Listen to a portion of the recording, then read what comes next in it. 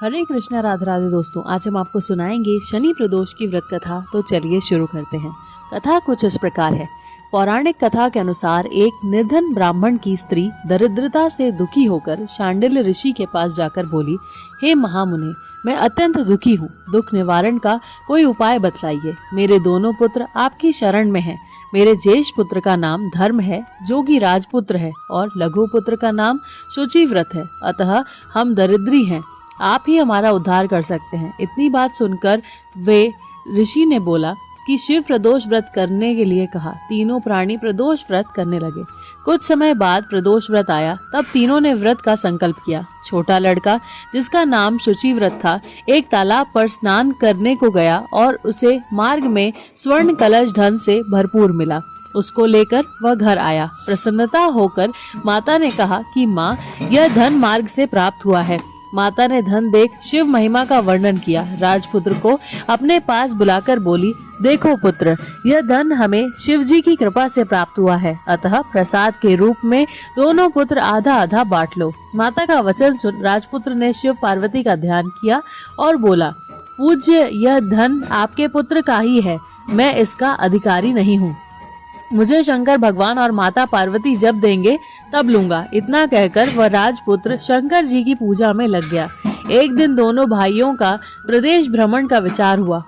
उन्होंने अनेक गंधर्व कन्याओं को क्रीड़ा करते हुए देखा।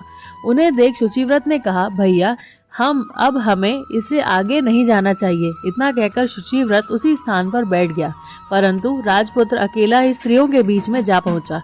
वहां एक स्त्री अति सुंदर राजकुमार को देख मोहित हो गई और राजपुत्र के पास पहुंचकर कहने लगी कि हे सखियों, इस वन के समीप ही जो दूसरा वन है, तुम वहां जाकर देखो, भांति भांति के पुष्प खिले हैं, बड़ा सुहावना समय है, उसकी शोभा देख कर आओ। मैं यहाँ बैठी हूँ, मेरे पैर में बहुत पीड़ा है।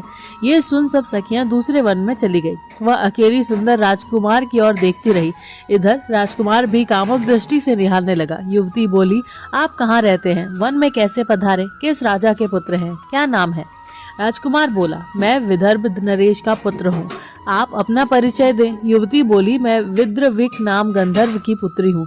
मेरा नाम अंशुमति है और मैंने आपकी मन स्थिति को जान लिया है कि आप मुझ पर मोहित हैं। विधाता ने तुम्हारा संयोग मिलाया है। युवती ने मोतियों का हार राजकुमार के गले में डाल दिया।